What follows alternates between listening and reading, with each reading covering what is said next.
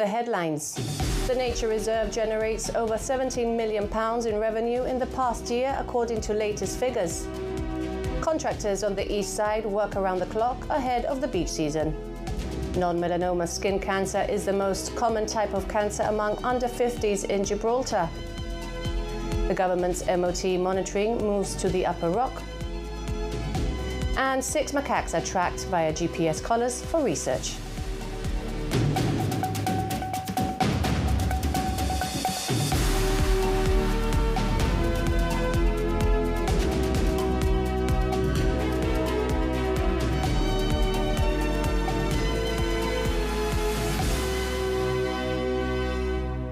Good evening.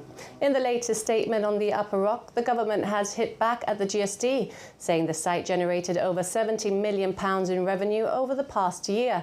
The opposition has questioned who is receiving what from the million of pounds generated by Upper Rock ticket sales and on what terms. The government says by increasing ticket prices for non-residents and introducing modern visitor management systems, revenue for the nature reserve has increased from around £4 million in 2017 to 2018 to over £17 million in the past year. It says the revenue is being reinvested directly into conservation, restoration, maintenance and improved visitor experiences, while still increasing net returns to the government. As for the procurement arrangements, which the government accuses the GSD of continually attacking, it says these have already been fully explained publicly, adding contracts were awarded through a transparent, competitive process to experienced operators working under the supervision of the government archaeologist, the museum and the Heritage Trust. The government says the figures repeatedly quoted by the opposition were voted in Parliament during the budget session and related not only to site investment works but also to the operation of modern ticketing and management systems. Environment and Heritage Minister John Cortes said the work the government is doing is effective and it won't be deterred by the GSD's criticism. Meanwhile, the Fire and Rescue Service has issued advice as the Upper Rock Nature Reserve enters a high-risk season for fires. This comes ahead of the summer season. According to satellite-based analysis by the European Forest Fire Information System, 2025 saw the most destructive fire season on record. Data shows that over 1 million hectares, equivalent to approximately the size of Cyprus, were ravaged by fires across several EU countries. The GFRS is calling for extra care and vigilance from now until late October.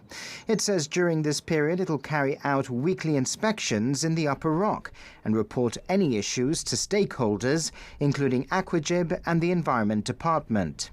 It says this is in line with the Upper Rock Nature Reserve Fire Emergency Response Plan. The GFRS is calling on the public to follow its advice. This includes respecting no smoking signs in areas and never discarding lit cigarette ends, no lighting fires outdoors, no fly tipping, and no littering, especially glass. Reporting overgrown vegetation to the Department of the Environment and not carrying out any barbecues in public without prior authorization. There's also specific advice for Upper Rock residents. They are told to ensure they have a safety zone around their property with no combustible materials like wood, debris or dry vegetation. They should have a garden hose and extinguisher and an escape plan. The Fire and Rescue Service says if you see a fire, you should evacuate and call them immediately on 999. For more advice, you can email firesafety@gibfire.gi or call 200 729 36. Well, contractors on the east side are working day and night to ensure all the east side infrastructure works are completed before the beach season starts this weekend. There are currently a number of one-way systems with temporary traffic lights set up along Sir Herbert Miles Road, the access road to Catalan Bay and Bothwells. It's beach season, and this year it's beach season sooner than ever, by 2 weeks in fact. The government has promised that all the usual facilities, accessibility features, bathrooms, lifeguards, everything will be in place by this Saturday. But the wider question is, with all the infrastructure works going on around the East Side projects, how accessible will the beaches be by road? And we're going to try and get some answers for you today. The people doing the works on the east side, they think it's about Macmillan. are going to step up their work and start working night shifts for 7 days to get the works done over by Kathleen Bay Road. Just interrupt there. We are keen to do this before the summer, so it doesn't interfere with the rush to the beach. So, yeah. Okay, so this will be the closure every evening, in the nighttime only. During the day, there will be traffic lights working the area, and at nighttime it will be completely closed off from 9:30 until 7 a.m. Every day, with the intention obviously is to finish off these works once more in that area, as Minister said, before the summer comes. And the top priority in all our meetings the past 3-4 months has been all about ensuring that the beaches are fully accessible when the bathing season comes. Again, this is the final push to make sure that actually happens. The nighttime route for Caledeños and residents of both worlds will have to be the long way around Europa Point. I mean, it's a small price to pay for us getting all the inconvenience done more quickly rather than taking longer. There'll be some more works need to be done, but there will be no works during the summer. There's going to be some disruption in the first couple of weeks with one set of traffic lights, not two as there are now, but by the main summer season, if we have to suspend works, I say we, it's another group of people doing it, but the works will be suspended, so we don't interfere with the beaches. One of the main problems that Sandy Bay users always complain about is the lack of parking, and with these porter cabins installed in some of the parking bays, that has been exacerbated. But technical services have promised that they will be removed by the start of the beach season. In fact, one's already gone. There's only one left. Non-melanoma skin cancer is the most common type of cancer among under 50s in Gibraltar. Figures provided to GBC by the GHA shows it accounted for more than a third of cancer cases in people aged between 20 and 49 in the 4 years leading up to December 2025. Breast and gynecological cancers each made up just under 14% of cases, while urological cancers accounted for almost 11%. Bowel cancer were the fifth most common, making up 4.6% of cases.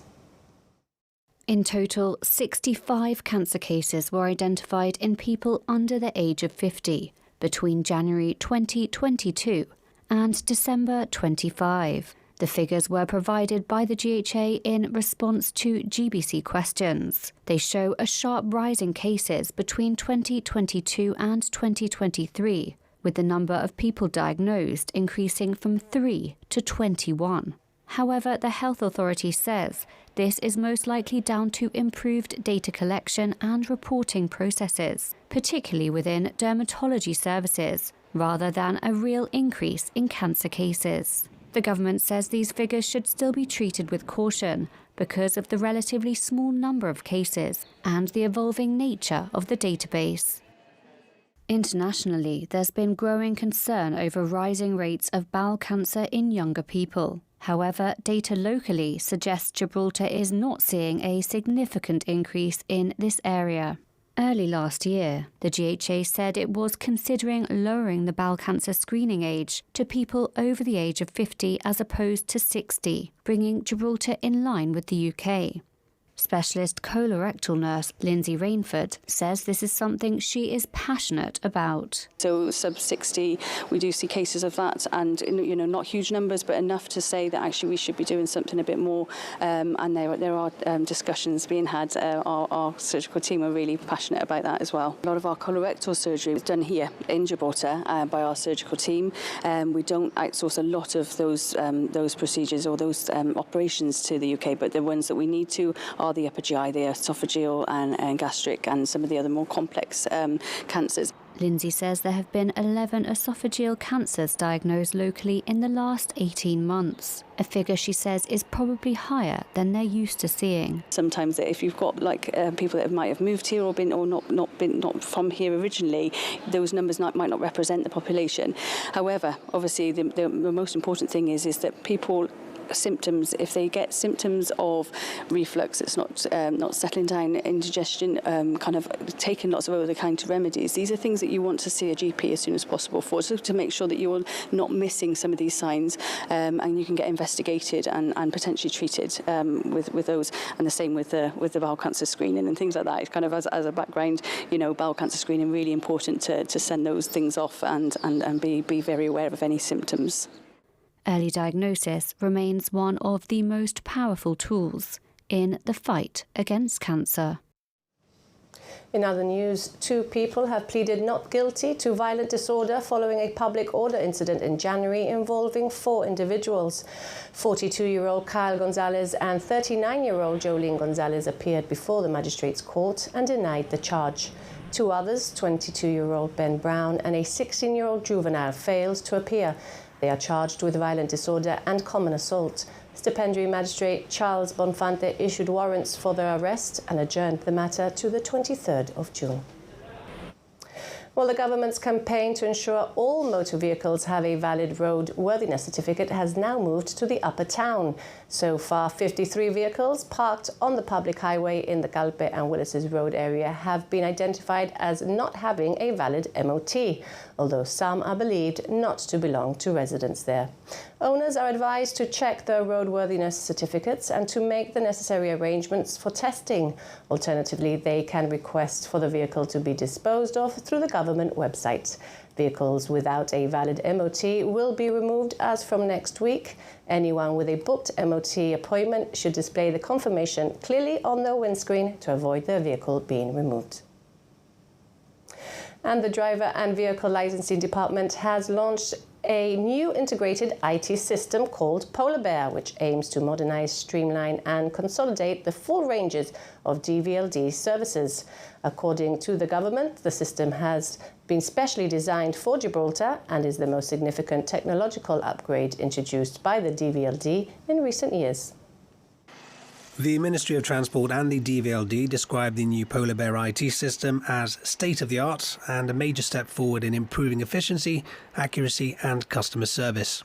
It integrates all core departmental functions including vehicle registration, driver licensing and renewals, roadworthiness and compliance records, penalty points, MOT bookings and reminders.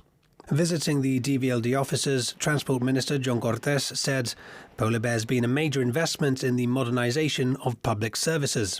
The new system is also expected to enhance data security, improve administrative responsiveness and reduce processing time. This upgrade, says the government, ensures that the public service continues to evolve in line with best practice and public expectation. You're watching GBC News. Still to come, the ESG raises concerns about a palm oil spill in the port of Algeciras. 6 macaques are tracked via GPS collars. Over 1,000 visitors attend the Convent Garden Open Day. And St Joseph's Football Club gets a new head coach. We'll be back in a few minutes.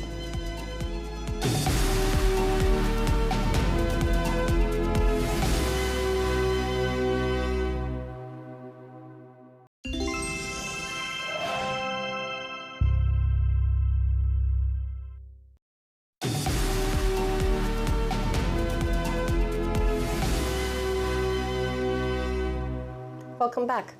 The government says plans for the new Community Mental Health Hub will be submitted to the Development and Planning Commission at the end of the month. The move to Sir Joshua Hassan House was first announced in March last year. Number 6 says the plans for Sir Joshua Hassan House, which will house the Community Mental Health Team, are now at an advanced stage. It says the services planned at the new hub will include occupational and talking therapies, drug and alcohol rehabilitation, the PATH initiative, GP support and housing outreach. There'll also be alternative therapeutic activities such as walking and reading groups, gardening and yoga, and a chatty cafe to alleviate loneliness and social isolation. The government says the plans have come about with effort and input from the Mental Health Board and the Community Mental Health Team Development Board, as well as mental health professionals, the GHA executive team, unions and members of the wider community. It says the facility is intended to support Gibraltar's evolving model of care by bringing together a wide range of services focused on overall well-being, recognising the importance of both mental and physical health in long-term recovery and prevention. The environmental safety group says it's concerned to hear about a palm oil spill in the port of Algeciras. According to reports in the regional press, around 22,000 litres of palm oil was spilled into the sea while a container was being unloaded. The ESG says authorities throughout the bay are urged to monitor marine and bird life for potential impacts. It says while palm oil is not as toxic as diesel, it understands large quantities can affect coastal ecosystems. Well, 6 macaques are being tracked via GPS collars as part of ongoing research to inform their long-term management. Master's student Lillian Hawkins is leading the collaborative study between the university and the Environment Department, with the macaque management team facilitating the process of collaring the monkeys. Vet Mark Pizarro spoke to Kellyanne Borge. She asked him what the team hoped the research might reveal. We suspect where they go and where they sleep, etc., but we never have concrete proof because after the sun goes down, it's very difficult to track where they are. So, we expect them to be in cliff faces, but, the last survey, which we did many years ago, that showed movements which we didn't expect. So that's what we're hoping, and maybe we'll see more interaction between different groups, because you don't follow the animals 24 hours a day. You just have, little windows of where they are, etc. You mentioned that there might be some surprises. Are there patterns that you're expecting to see as a result of this study? Yes. We expect them not to veer too far from their main sites. We've got 7 packs, so therefore they're very limited from the areas they can go to. Obviously, the stronger packs tend to push other packs away, so that gives indication of what will happen. Cable car pack is bigger than the apes den one, so there's a possibility that any movement of the cable car pack might just push the other pack to other areas. It's a dynamic system. It's not fixed. That's why people don't appreciate the idiosyncrasies of their movements or the actual interaction of packs, which actually causes movement in itself. You mentioned with this study in particular, Lillian Hawkins from the university is leading on that. So how have you worked alongside her? Well, basically my team, myself, we sedate the macaques, and we provide the raw materials so she can apply the collar. The good thing about collars, they last 4 months and then they drop off on their own. Over 1,000 visitors attended the Convent Garden Open Day today. The annual event offers an opportunity to the general public not only to see the gardens, but also to sample the convent's very own marmalade, as well as a selection of homemade treats. All proceeds from the Garden Open Day go to charity. The convent gardens are home to a wide variety of trees and flowers, and the weather for this year's Open Day couldn't have been better. On Gibraltar Today, we spoke to Alan Brownbridge from Green Arc. He's been working on the convent garden for 35 years. This year we've got a vegetable plot. Yeah, we've got all sorts. We've got the summer crops or late spring crops. We're going to get some more crops in. Some of them already have been picked, so I'm looking forward to that. It's quite interesting. Every year, the Convent Committee selects different charities who benefit from donations and money raised from food and drink sold at the Convent Garden event. This year's chosen charities were the Citizens Advice Bureau and the St Vincent de Paul Society, both of which were represented at the event. Some of the highlights of the convent garden, of course, the dragon tree behind me, which was planted back in 1484. It's actually the oldest living specimen of dragon tree since the species was discovered in the Canary Islands. Another highlight, the convent marmalade. We were lucky, we got one of the last pots. They sold out by about midday today. And another highlight this year, a wedding party who told Gibraltar Today about their historic link to the rock. The main reason we got married here is that my dad used to be in the army, and he was Batman to the Governor of Gibraltar. And my mum, who's from La Linea, lived across the road in Main Street. And that's how they met. They used to wave to each other through the window. And very lucky that you've basically been allowed to come and take photos at the gardens as well? We asked the governor, and then we went upstairs to see where her father was, waving through the window. My dad used to work in the kitchens, and so he let us go up to see. So we've had some nice photos upstairs as well, so it's lovely. It's just made it all more special. Oh, it has. Yeah. Our congratulations to Rose and Joe. For those who had the privilege of visiting the gardens, this was definitely an opportunity to see it in its full springtime splendour.